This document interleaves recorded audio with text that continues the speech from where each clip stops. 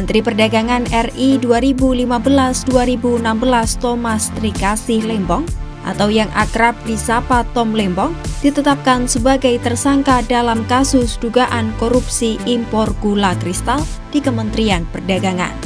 Ia bersama dengan Direktur Pengembangan Bisnis PT Perusahaan Perdagangan Indonesia periode 2015-2016 berinisial CS disebut terlibat dalam perizinan impor gula yang disinyalir merugikan negara lebih dari 400 miliar rupiah.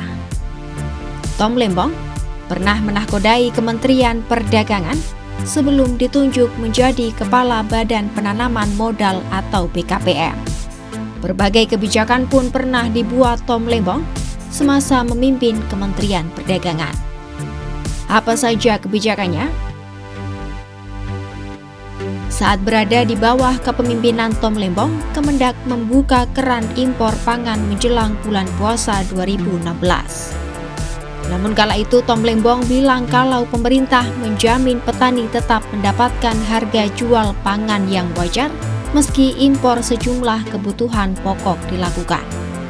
Memang, pemerintah saat itu membuka keran impor daging sapi untuk pasokan selama puasa serta impor gula.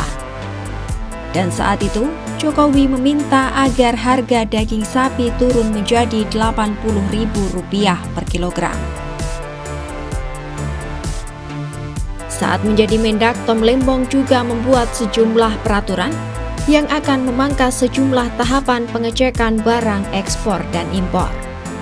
Pemangkasan alur pemeriksaan itu adalah bagian dari paket kebijakan yang diterbitkan pemerintahan Jokowi untuk menggerakkan perekonomian.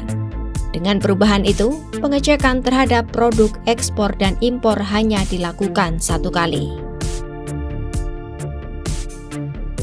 Saat menjadi Mendak, Tom Lembong juga sempat berencana mengimpor sapi. Saat itu Kemendak berencana mengimpor 200 hingga 300 ribu ekor sapi di kuartal keempat.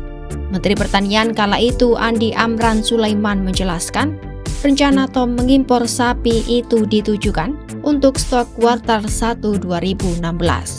Sebab sapi yang akan didatangkan adalah sapi bakalan atau sapi yang tidak siap potong.